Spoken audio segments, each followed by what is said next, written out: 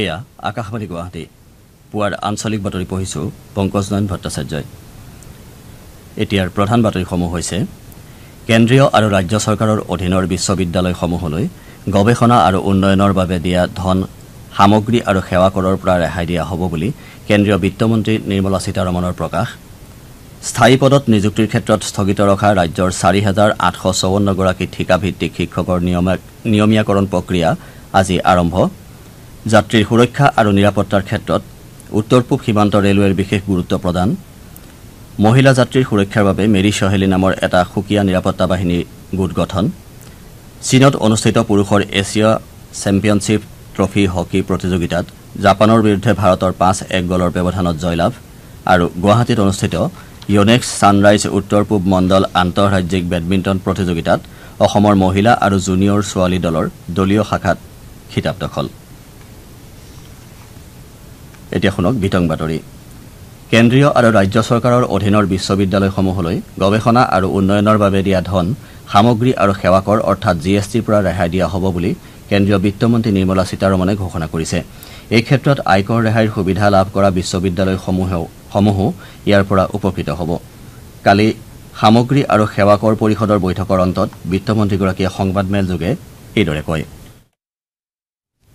Council has today decided that funds given for research to state-affiliated universities or universities which have come about with state or universities which have come about with central law or those institutions which have obtained income tax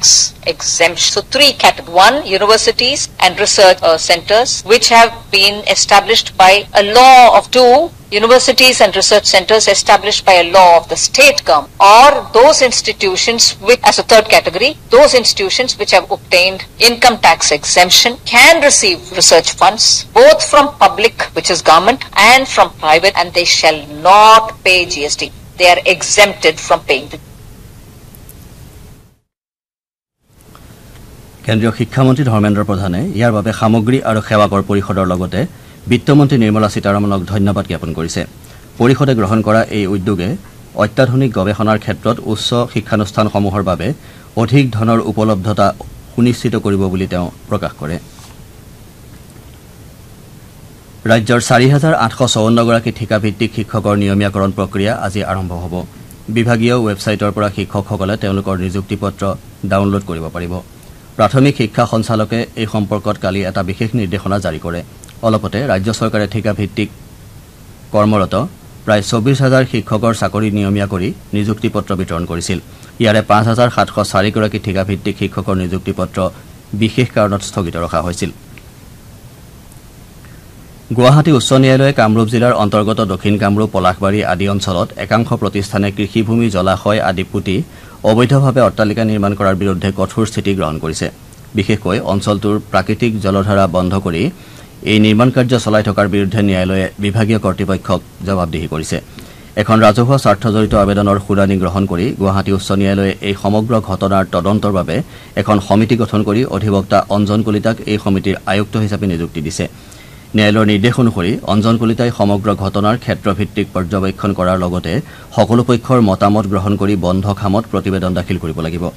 লগতে আদালতে দিয়া দায়িত্ব অঞ্জন কলিতাই যাতে সুচাৰুৰূপে পালন কৰিব পাৰে তাৰ বাবে স্থানীয় প্ৰশাসন আৰু আৰক্ষীক সকলো সহযোগিতা আগবঢ়াবলৈ নিৰ্দেশ দিয়া হৈছে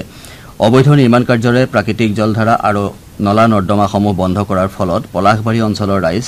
বান সমস্যাৰ সন্মুখীন হ'বলগীয়া হৈছে এনে প্ৰেক্ষাপটত সমগ্ৰ বিষয়টোত হস্তক্ষেপ বিচাৰি পলাশবাৰী অঞ্চলৰ 9 গৰাকী নাগৰিকে গুৱাহাটী উচ্চ ন্যায়ালয়ত এখন ৰাজহুৱা স্বাৰ্থজড়িত আবেদন দাখিল কৰিছিল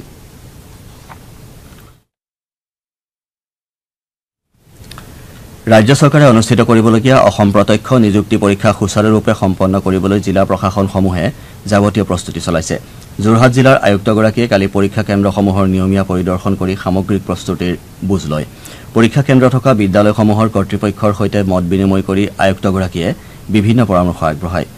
ইপিনে জিলাখনৰ পৰিবহণ বিষয়াগৰাকীয়ে পৰীক্ষাৰ দিনা যাতায়াত ব্যৱস্থা সুচল কৰি ৰখাৰ উদ্দেশ্যে যাৱতীয় ব্যৱস্থা গ্ৰহণ কৰিছে চৰাইদেউ জিলাতো 15 ছেপ্টেম্বৰ 19 ছেপ্টেম্বৰ আৰু 27 অক্টোবৰত হ'বলগীয়া ৰাজ্যিক নিযুক্তি আয়োগৰ তৃতীয় চতুৰ্থ বৰ্গৰ পদৰ পৰীক্ষা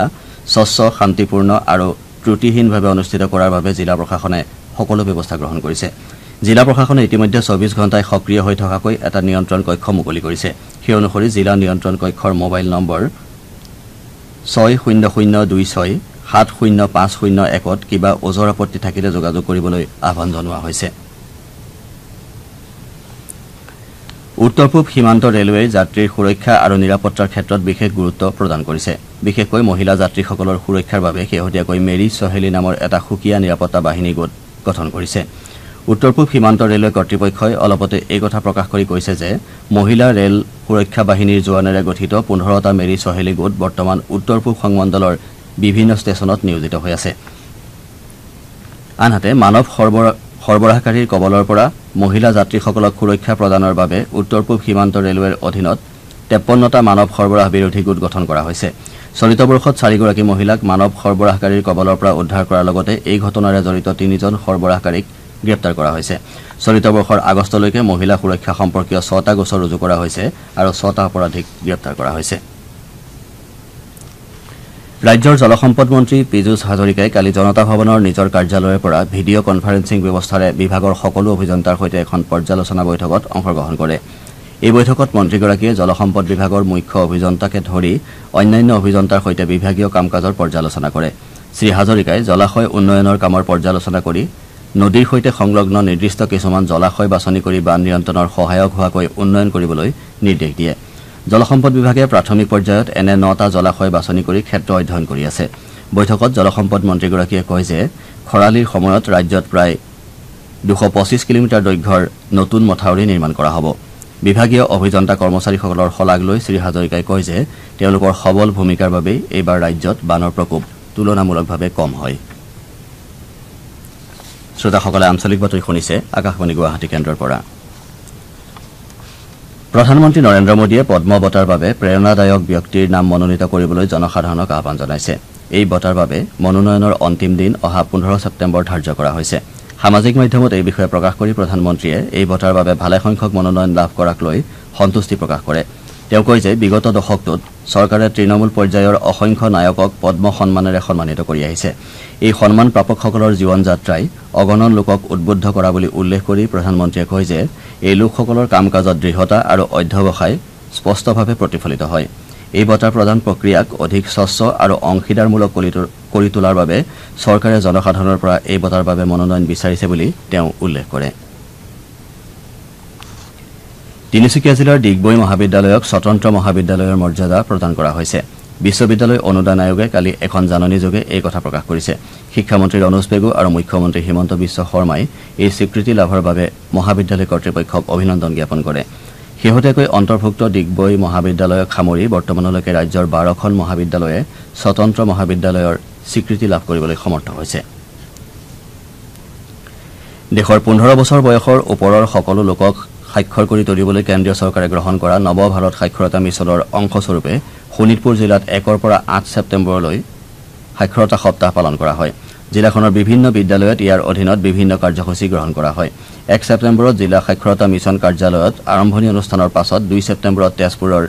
লোথেৰিয়ান উচ্চ মাধ্যমিক বিদ্যালয়ত মাতৃগোটৰ সদস্য, স্বেচ্ছামূলক শিক্ষক আৰু ছাত্ৰ ছাত্ৰীসকলক লৈ এখন সজাগতা সভা অনুষ্ঠিত হয়। সেইদৰে 3 ছেপ্টেম্বৰত উলুবাৰী উচ্চ মাধ্যমিক বিদ্যালয়ত আৰু 4 ছেপ্টেম্বৰত ৰূপাজুলি চাহ বাগিচা আদৰ্শ বিদ্যালয়তো সজাগতা সভাৰ আয়োজন কৰা হয়। ৰূপাজুলিত পোষ্টাৰ আৰু শ্লোগানেৰে চাহ বাগিচাৰ লোকসকলক লৈ শোভাযাত্ৰা উলিওৱা হয়। ঢেকিয়াজুলি কস্তুৰবা গান্ধী বালিকা বিদ্যালয়ত 6 ছেপ্টেম্বৰত সজাগতা সভা অনুষ্ঠিত হয়। তেজপুৰ কলেজিয়েট উচ্চতৰ মাধ্যমিক বিদ্যালয়ত 7 ছেপ্টেম্বৰত তেজপুৰ শিক্ষণ বিদ্যালয়ৰ প্ৰবক্তা মনময়ূৰী গোস্বামীয়ে শিক্ষা সকলোৰে বাবে শীৰ্ষক বক্তৃতা দিয়ে। ইপিনে সামৰণিৰ দিনা 8 ছেপ্টেম্বৰত তেজপুৰ চৰকাৰী উচ্চতৰ মাধ্যমিক বিদ্যালয়ত আন্তৰ্জাতিক সাক্ষৰতা দিৱস দিনজোৰা কাৰ্যসূচীৰে উদযাপন কৰা হয়। আনহাতে তেজপুৰৰ ভূপেন হাজৰিকা কলাভূমিত এখন বাতৰনাট প্ৰদৰ্শন কৰা হয়। প্ৰধানমন্ত্ৰী নৰেন্দ্ৰ মোদীয়ে অহা 29 ছেপ্টেম্বৰত আকাশবাণীৰ মন কী বাত অনুষ্ঠানৰ যোগেদি দেশ বিদেশৰ জনসাধাৰণক মনৰ ভাৱ ব্যক্ত কৰিব। এয়া হ'ব অনুষ্ঠানটোৰ 114 সংখ্যক খণ্ড। প্ৰধানমন্ত্ৰীয়ে এই অনুষ্ঠানৰ বাবে জনসাধাৰণৰ পৰা দিহা পৰামৰ্শ বিচাৰিছে। ইচ্ছুক ব্যক্তিয়ে 1800117800 নম্বৰত ফোন কৰি প্ৰধানমন্ত্ৰীলৈ দিহা পৰামৰ্শ আগবঢ়াব পাৰিব। তেওঁলোকে লগতে নৰেন্দ্ৰ মোদী এপ অথবা মাই গভ মুকলি মঞ্চৰ যোগেদিও পৰামৰ্শ আগবঢ়াব পাৰিব আৰু 27 ছেপ্টেম্বৰ পৰ্যন্ত পৰামৰ্শ গ্ৰহণ কৰা হ'ব।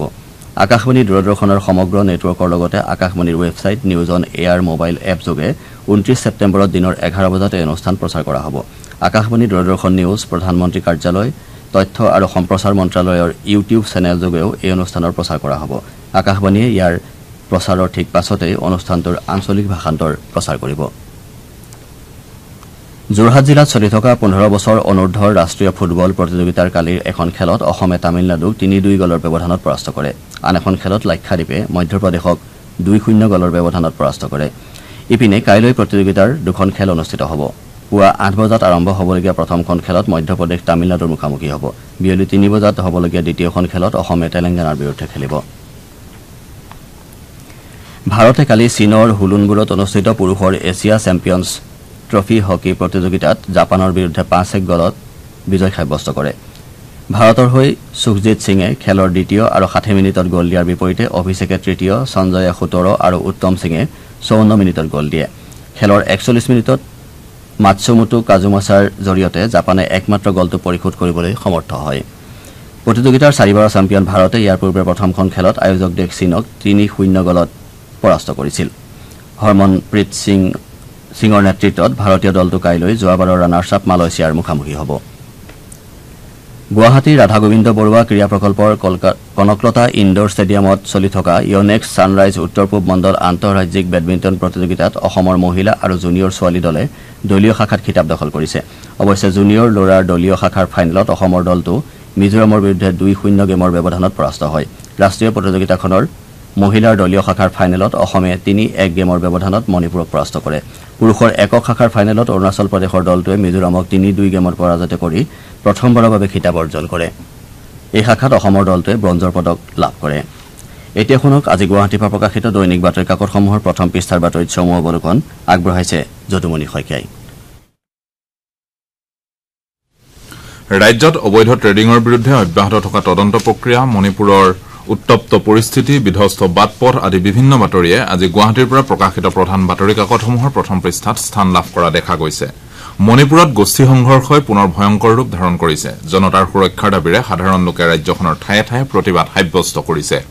এই প্ৰতিবাদে বিভিন্ন সময়ত ভয়ংকৰ ৰূপ ধাৰণ কৰিছে এই বাতৰিটো আজি দৈনিক অসম কাকতে প্ৰতিবাদত আকৌ উত্তপ্ত মণিপুৰ নিৰাপত্তাৰক্ষীৰে সংঘৰ্ষত আহত 20 ছাত্ৰ-ছাত্ৰীৰ শিৰোনামেৰে প্ৰথম পৃষ্ঠাত মুখ্য বাতৰি হিচাপে প্ৰকাশ কৰিছে অসমীয়া প্ৰতিদিন কাকতে মুখ্যমন্ত্ৰীৰ লোকসেৱা আৰোগ্য যোজনা অচল হৈ পৰাক লৈ প্ৰস্তুত কৰা এটা বিতং বাতৰি প্ৰথম পৃষ্ঠাৰ মুখ্য বাতৰি হিচাপে প্ৰকাশ কৰিছে দৈনিক অগ্ৰদূত কাকতে গুৱাহাটী মহানগৰীৰ পথসমূহ বিধ্বস্ত হৈ পৰাৰ এটা বাতৰি প্ৰথম পৃষ্ঠাৰ মুখ্য বাতৰিৰ স্থান দিছে বাতৰিটোৰ শিৰোনাম প্ৰতিটো পথ উপপথত বৃহৎ গাঁত বিধ্বস্ত ৰাস্তাই বিপদ মাতিছে গুৱাহাটীলৈ অবৈধ ট্ৰেডিঙেৰে জড়িত দম্পতি সুমি বৰা আৰু তাৰ্কিক বৰাক আৰক্ষীয়ে গ্ৰেপ্তাৰ কৰিব নোৱাৰাক লৈ আমাৰ অসম কাকতে বতাহত টকা উৰুৱাই বতাহতেই বিলীন সপোনৰ সদাগৰ শিৰোনামেৰে এটা বাতৰি প্ৰথম পৃষ্ঠাৰ মুখ্য বাতৰি হিচাপে প্ৰকাশ কৰিছে একেটা বাতৰিকে দা সেন্টিনেল কাকতে প্ৰথম পৃষ্ঠাত প্ৰকাশ কৰিছে দৈনিক জনমভূমি কাকতে বাক্সাৰ এগৰাকী মহিলাই প্ৰলোভনেৰে 100 কোটি টকা সাধাৰণ জনতাৰ পৰা আত্মসাৎ কৰাৰ বাতৰিটো প্ৰথম পৃষ্ঠাৰ মুখ্য বাতৰি হিচাপে প্ৰকাশ কৰিছে বাতৰিটোৰ শিৰোনাম বিটিআৰৰ বাক্সাটো অন্য এক বিশাল কাণ্ড 100 কোটিৰ গৰাকী হল পান দোকানী ভাৰতত মংকি পক্সৰ প্ৰথমটো তথ্য পোহৰলৈ অহা সন্দৰ্ভত প্ৰস্তুত কৰা বাতৰিটো দি আছাম ট্ৰিবিউন কাকতে প্ৰথম পৃষ্ঠাত গুৰুত্ব সহকাৰে প্ৰকাশ কৰিছে অত্যাৱশ্যকীয় খাদ্য সামগ্ৰীৰ দাম বৃদ্ধি হোৱা সন্দৰ্ভত বিতংভাৱে প্ৰস্তুত কৰা এটা বাতৰি নিয়মীয়া বাৰ্তা কাকতে প্ৰথম পৃষ্ঠাৰ মুখ্য বাতৰিৰ স্থান দিছে অসমীয়া খবৰ কাকতে অপৰাধ অনুসন্ধানত অসম আৰক্ষীৰ ঈৰ্ষণীয় সাফল্য শিৰোনামেৰে অসম আৰক্ষীৰ সফলতাৰ এটা বাতৰিক প্ৰথম পৃষ্ঠাৰ মুখ্য বাতৰিৰ স্থান দিছে এয়াই আছিল আজি গুৱাহাটীৰ পৰা প্ৰকাশিত বাতৰি কাকতসমূহৰ প্ৰথম পৃষ্ঠাৰ বাতৰিৰ সমূহ অৱলোকন ধন্যবাদ যদুমণি বাতৰি শেষ কৰাৰ পূৰ্বে প্ৰধান বাতৰিকেইটা আকৌ এবাৰ পঢ়ি দিছো কেন্দ্ৰীয় আৰু ৰাজ্য চৰকাৰৰ অধীনৰ বিশ্ববিদ্যালয়সমূহলৈ গৱেষণা আৰু উন্নয়নৰ বাবে দিয়া ধন সামগ্ৰী আৰু সেৱা কৰৰ পৰা ৰেহাই দিয়া হ'ব বুলি কেন্দ্ৰীয় বিত্তমন্ত্ৰী নিৰ্মলা সীতাৰমণৰ প্ৰকাশ স্থায়ী পদত নিযুক্তিৰ ক্ষেত্ৰত স্থগিত ৰখা ৰাজ্যৰ 4,854 গৰাকী ঠিকাভিত্তিক শিক্ষকৰ নিয়মীয়াকৰণ প্ৰক্ৰিয়া আজি আৰম্ভ যাত্ৰীৰ সুৰক্ষা আৰু নিৰাপত্তাৰ ক্ষেত্ৰত উত্তৰ পূব সীমান্ত ৰেলৱেৰ বিশেষ গুৰুত্ব প্ৰদান আৰু গুৱাহাটীত অনুষ্ঠিত ইয়নেক্স ছানৰাইজ উত্তৰ পূব মণ্ডল আন্তঃৰাজ্যিক বেডমিণ্টন প্ৰতিযোগিতাত অসমৰ মহিলা আৰু জুনিয়ৰ ছোৱালী দলৰ দলীয় শাখাত খিতাপ দখল পুৱাৰ আঞ্চলিক বাতৰি ইমানতে শেষ হ'ল